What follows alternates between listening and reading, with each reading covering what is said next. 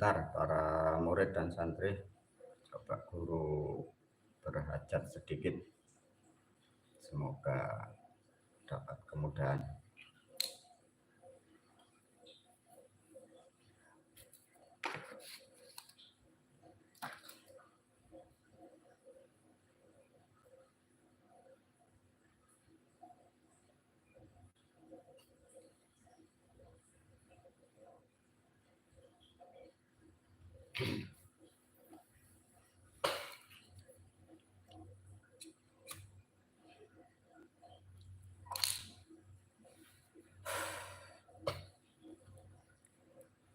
A'udzubillahiminasyaitonirrajim. Bismillahirrahmanirrahim. Para pemirsa, murid dan santri, guru melanjutkan videonya dengan judul Bulan Ruwa volume ke-11.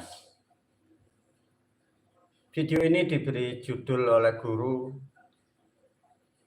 Jalur Guru Kanjeng Syekh Mustafa Waliullah alaihissalam. Para murid dan santri, video ini menerangkan DNA atau trah atau jalur regenerasi guru sampai ribuan tahun dan waktu yang tak akan pernah terbatas. Nanti diulas lebih detail. Sebelum diulas oleh guru jalur-jalur ini, guru sedikit mengulas, dijabarluaskan tentang apa yang disampaikan, hal-hal tentang kehidupan setelah kematian. Karena ini sungguh super sulit dan super sulit. Semua tetap hanya satu, semua pun atas ridho dan wenangnya Sang Maha Pencipta.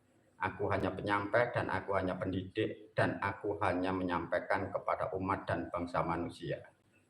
Para pemirsa diajak berpikir ya.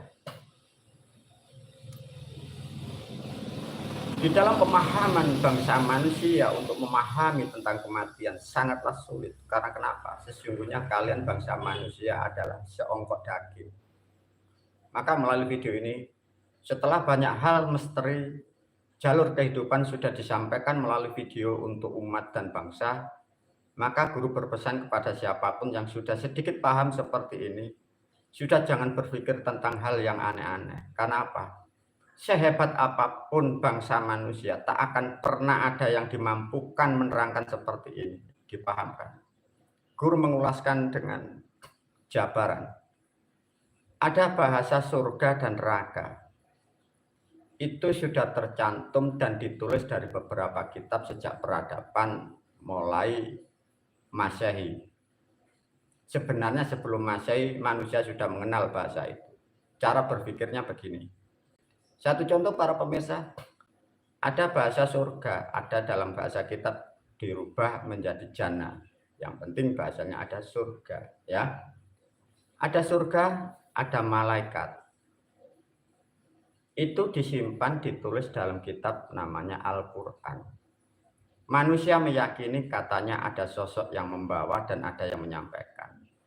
Ya, katanya ada pemimpinnya, ada malaikatnya, ada surga dan nerakanya.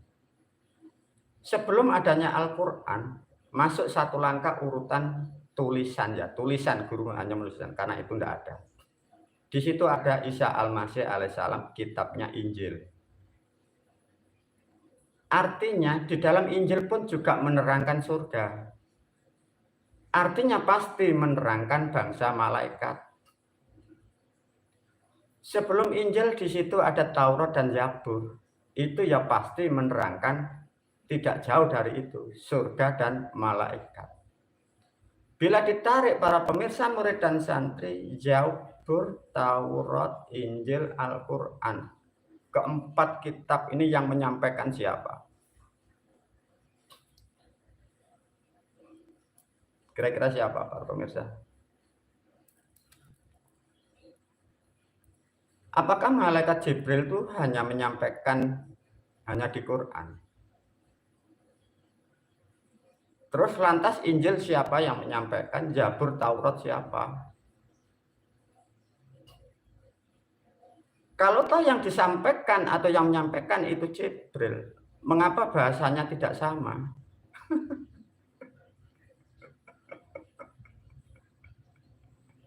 Bagaimana para pemirsa? Bagaimana publik yang di luar sana, yang kalian mengikuti masih agama masing-masing, bagaimana kira-kira? Benarkah agama yang Anda yakini itu benar? Ataukah semua itu karangan orang-orang terdahulu? Bagaimana ya guru? Nah, ya coba.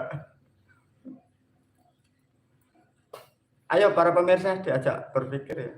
Apa tadi kitabnya? Dari bawah dulu. Al-Quran, Injil, Taurat, dan Zabur. Yang menyampaikan kira-kira siapa? Jibril. Bahasanya sama enggak para pemirsa? Coba para pemirsa. Bahasanya sama enggak? Lah kalau bahasanya enggak sama, apa yang Anda pikirkan? Kira-kira semua palsu atau tidak? Kalau semua palsu, semua buatan orang-orang yang tidak bertanggung jawab, berapa miliar manusia yang terpelosok? Ataukah justru yang paling terakhir ini yang konyol, yang 3 benar? Bagaimana para pemirsa? Coba. Iya, terus gimana ya? Makanya alhamdulillah bersyukurlah kembali lagi guru. Bersyukurlah ketemu ilmuku. Bersyukurlah kalian berhadapan sampai ketemu dengan aku guru. Tidak semua peradaban menemukan aku pada waktu-waktu ini. Kira-kira bagaimana?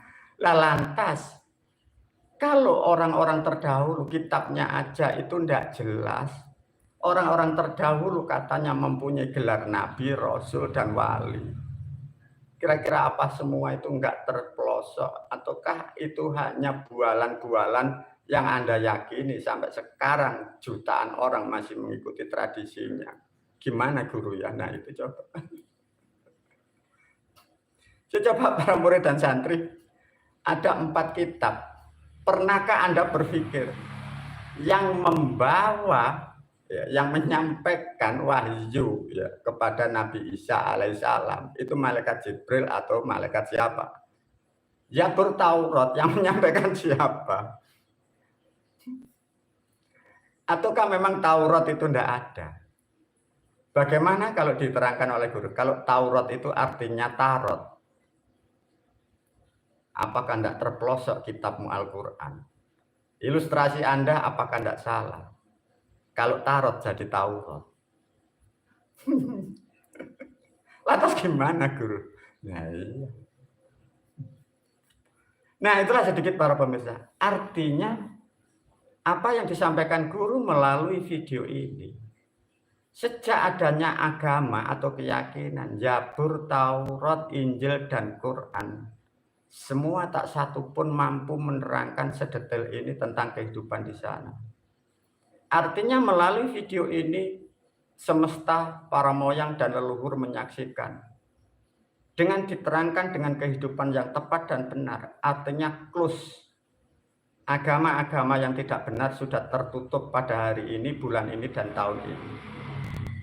Dan siapapun kalian kalau masih tetap mengikuti hal-hal seperti itu, artinya roh dan jiwamu tidak akan pernah ada penjelasan dan tidak pernah ada kejelasan. Karena apa? Kalian sendiri tidak paham dari kitab Anda, dan kalian pengajar yang mengaku guru dan diangkat menjadi guru, sesungguhnya Anda pun juga bukan guru. Dan dari perjalanan sebagai manusia semua ada pewarisnya. Dan Islam pun sudah dijanjikan kelak akan ada pewaris yang satu dan tunggal dan untuk mengakhiri peradaban itu. Semua sudah terjawab dan semua sudah tersampaikan. Tinggal manusia mampu tidak menerima rahmat dan hidayah sebesar ini. Itulah para murid dan santri pentingnya disampaikan hal seperti ini. Kembali lagi pada substansi, untuk membenahi struktur kehidupan yang salah, untuk jalur pulang kepada para moyang atau leluhur atau alam nirwana, guru membuat aturan, membuat rancangan. Mengapa harus dibuat seperti ini guru? Guru menyadari mungkin santri yang sepuh yang sudah terdidik oleh guru, guru memahami. Kalian mampu pulang ke sana, kalian mampu ke alam surga, dan kalian mampu di tempat-tempat yang luhur. Namun bagaimana untuk menyiapkan generasi yang kemampuannya tidak bisa seperti kita? Maka guru mengajarkan namanya konsep atau ilmu atau ajaran. Itulah yang disebut, kemungkinan disebutlah agama yang terhebat dalam sepanjang masa, agama yang tersimpel dalam sepanjang masa. Sehingga dengan kecerdasan manusia, dengan bantuan semesta dan kekuatan Sang Maha Pencipta, sehingga Sang Maha Pencipta menurunkan ilmunya untuk makhluknya, agar makhluknya mendapatkan kedamaian dan keselamatan di dunia wal akhirah. Itulah pentingnya para murid disantrikan video ini.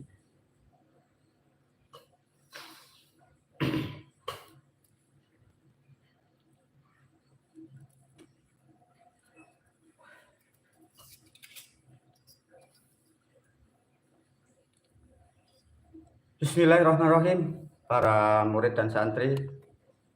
Mungkin sebagian para murid dan santri sudah diberikan kitab, tapi belum diterangkan oleh guru.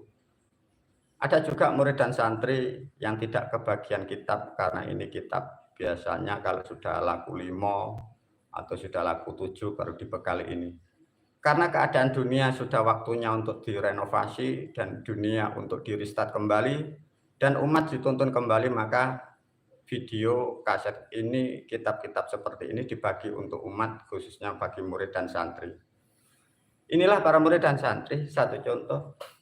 Dari video sebelumnya ada gambar dunia sama di sini. Nah, inilah yang disebut adalah gentayangan.